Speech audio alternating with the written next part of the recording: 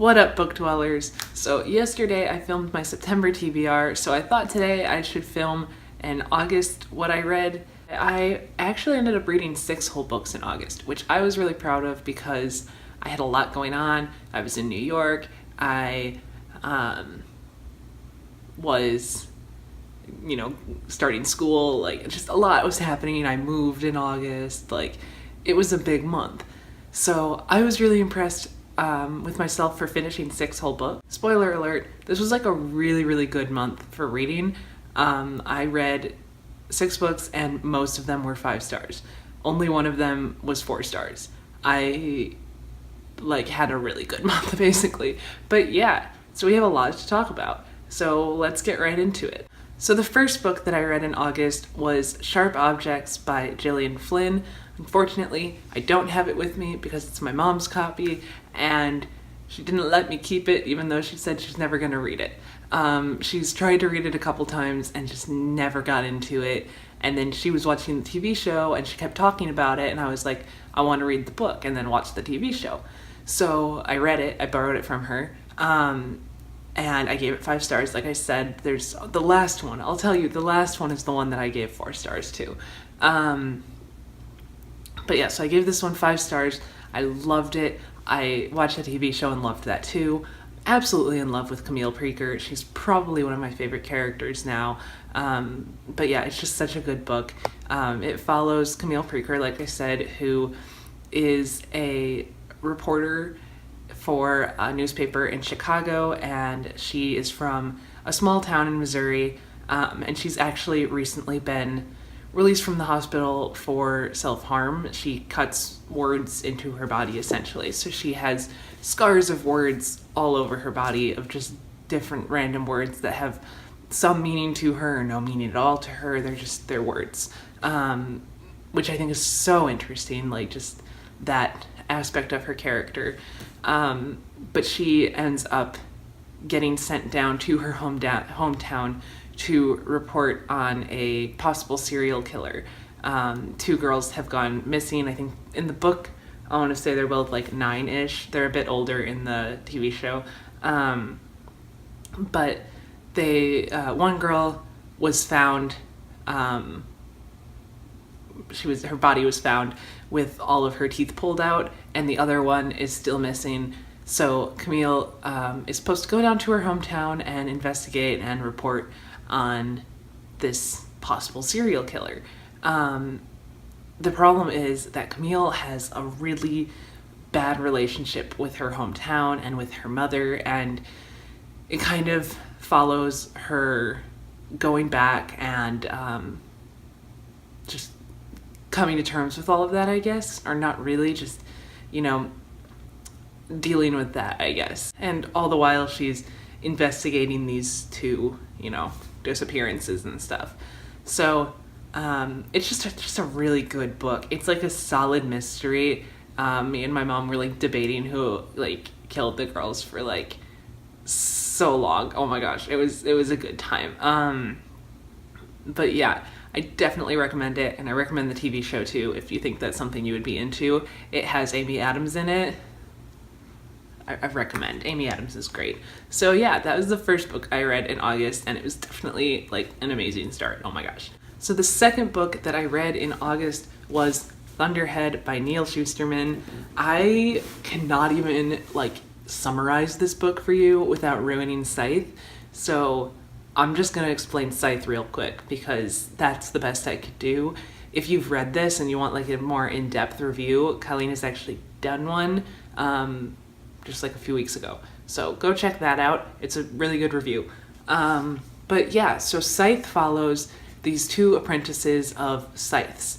This is in a world where a completely perfect world, no one dies, and when they do, they get resurrected basically. Resurrected is an interesting, I think it's revived, I guess is more like it. They come back, they're not actually dead.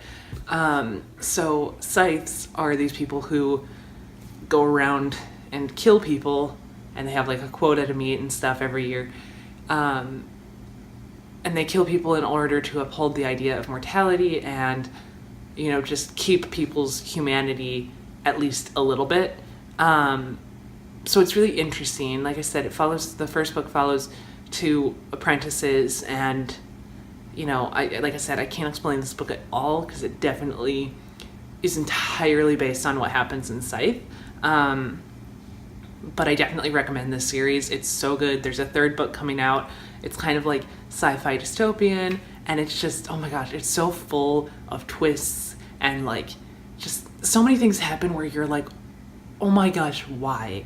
Like, it's very shocking all the time what happens in these books. So if you're into that, like, oh my gosh, pick these up. They're so good. The next book that I read in August was Snow Like Ashes by Sarah Rosh. I gave this book 5 stars, and I initially read this because of a few reasons. One, I was going to meet Sarah Rosh at the end of August. I was originally supposed to meet her like mid-August, but she had pneumonia, so we didn't do that.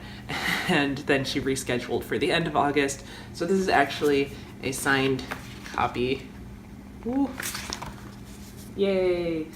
She's so sweet. I love her. Oh my gosh. But I have never actually read anything by her. And Colleen has been recommending her books to me for years, and to everyone for years. So, I eventually was like, okay, I gotta read something by her because A, I'm gonna meet her, and also B, I've been told great things about these books, So I eventually just read it, and I actually went in with Colleen telling me that she wasn't sure I was going to like it, and so I was like, I'm not sure that I'm gonna like it. And then I read the first 2 chapters, and I was like, I'm not sure I'm gonna like this. And then I continued, and it just got so good. Oh my gosh, like the first 2 chapters were so not my style, and then I just loved the rest of this book. I absolutely loved it. I could not put it down. I read this book so fast. I don't even remember how long it took me, but it was for being in grad school and having other things going on. I read this like real fast. I was so into it. Again, like with Thunderhead, not quite as much as Thunderhead, but there's like so many twists, and I feel like Sarah Rosh is just the queen of plot twists. And like, if you're into plot twists, this one is also a good one because there's a lot of like, what, like out of nowhere type things. But this follows Mira. Mira is a former soldier. Sorry, there's another book that I'm talking about later that is a former soldier. She's a soldier and a kind of a soldier and a refugee from the Kingdom of Winter. And in this world, there are 4 kingdoms around the 4 different seasons, and then 4 rhythm kingdoms. And the Kingdom of Spring has basically, invaded and enslaved the people of Winter, and they're all in work camps now, except for 25 people made it out, and only 8 of them are left. So there are 8 refugees, and Mira is one of them, and she's the narrator. And first of all, her voice is just so great. She's such a funny character, and she just says things that are like very relatable. Like, I love her very much. I kept texting Colleen and just being like, wow, I love her. She's so great. Yeah. And it just kind of follows their general attempts to get the Kingdom of Winter back. So that's the basic plot, but I can't really explain much beyond that, I guess. The next book that I read this month, I actually bought when I went to meet Sarah Rosh the first time, and she couldn't make it because she was sick. I had been waiting for this book for months, and it actually came out the same day as Sarah Rosh's new book. And so I was like, I'm at a bookstore, I'm gonna purchase this anyway. So I did, and it is Heretics Anonymous by Katie Henry, and it has page flags in it because there are so many good quotes and things that people say in this book. So many interesting things in this book. It follows a boy named Michael, who I believe is a junior in high school. I think he's a junior, but he has been moved around, I think, 4 different times in his life and for his dad's job, and he's just really sick of it. He hasn't gotten to settle down anywhere and so he has a lot of anger towards his dad about that. And he especially has a lot of anger because this time he's been sent to a private Catholic school. And he was sent here because it's the best school in town, but Michael is actually an atheist, so he wants nothing to do with this.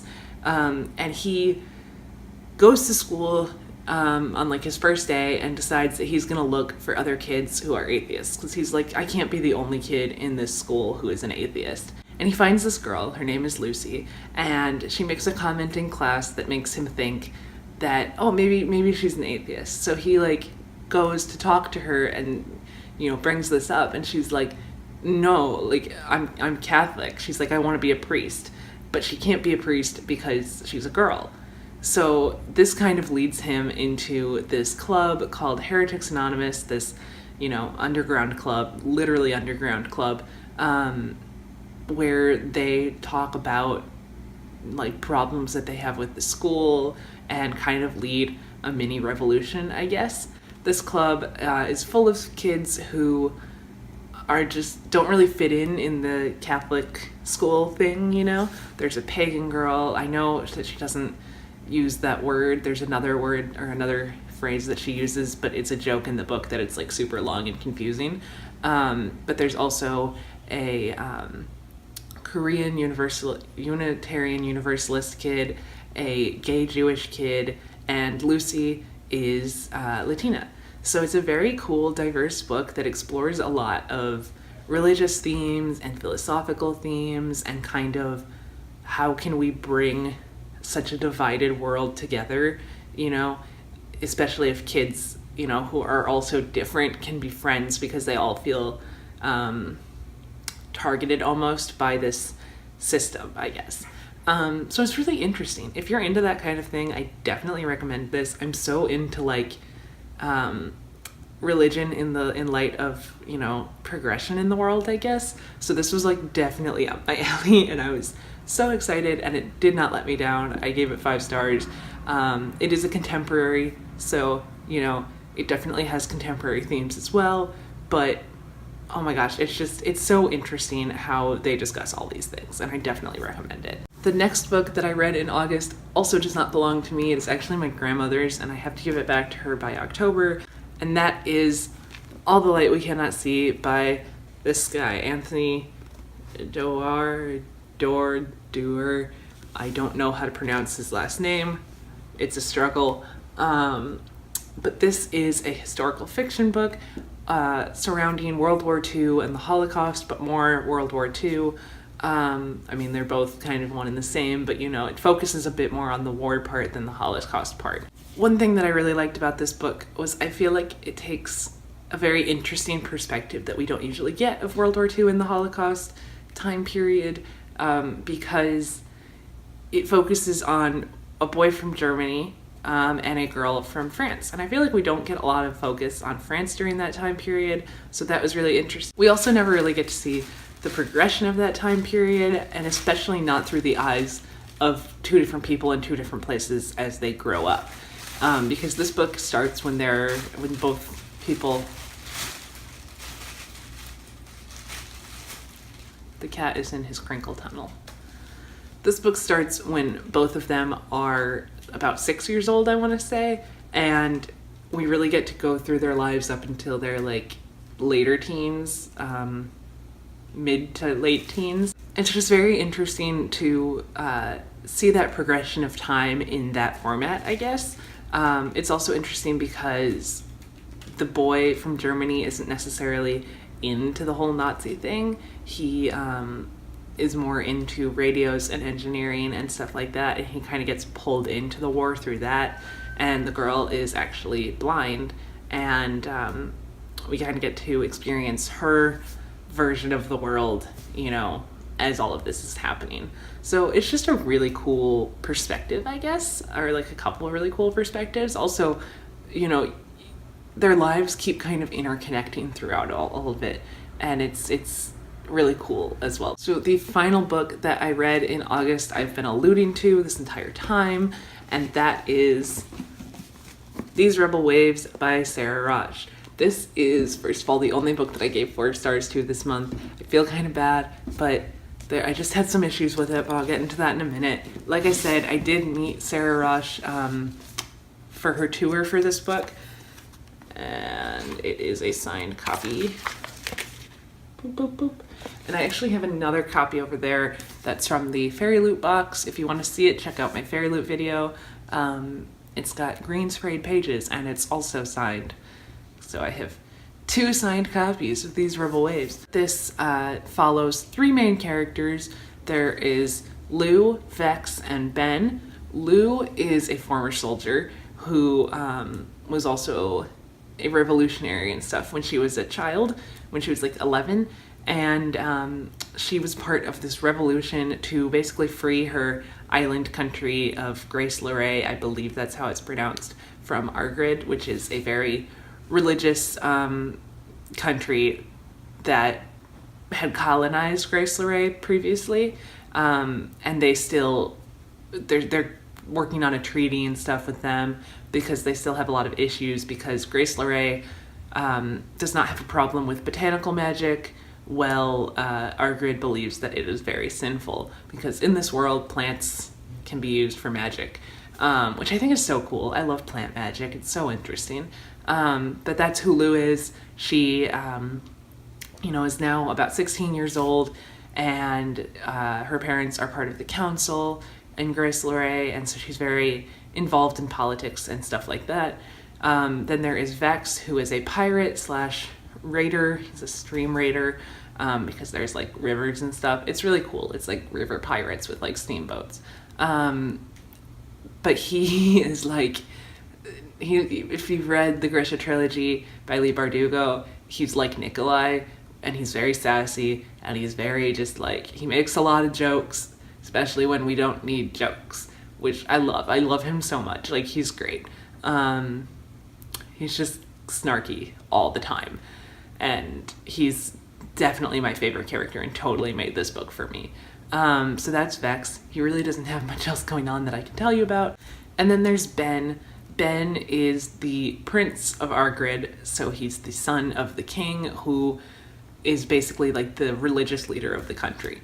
So he, definitely grows up with the religious beliefs around plant magic, but he also had an uncle who was actually burned at the stake for using plant magic. And he doesn't totally believe that it's wrong. He kind of agrees with it. This kind of follows Ben's struggle with figuring out how he feels about magic and things like that. And, there's a lot of twists in this. Like I said, I feel like Sarah Rush is the queen of plot twists, and that definitely... Cat is still moving the tripod. I hope this isn't like messing up the framing horribly. I'm so sorry. That definitely is like a big thing in here as well, that she's the queen of plot twists. My big issues with this book were mostly that I feel like the writing style was not quite as strong as in Snow Like Ashes, so that was a little bit disappointing. It definitely got way better halfway through. Like halfway through, the whole book like changed, and I just wish that the first half was that good, because the second half definitely kept me like hooked. That is the last book that I read in the month of August. I was super, super proud of myself for getting around to 6 whole books with everything that I had going on, so hopefully I can keep that up, especially with the giant TBR that I have planned for September. It's like 6 books, but I have a lot going on in my life with grad school and stuff, and there's some pretty big books too that I have to read. So yeah, thank you for watching. Comment, like, subscribe. I'm not sure when my next video will be, or when Kylene's next video will be, but just know that there will definitely be a video on this channel on Tuesday and Friday. No matter who it comes from, it'll be here. College messes up your schedules, man. But yeah, thank you for watching, and I will see you at some point. Bye.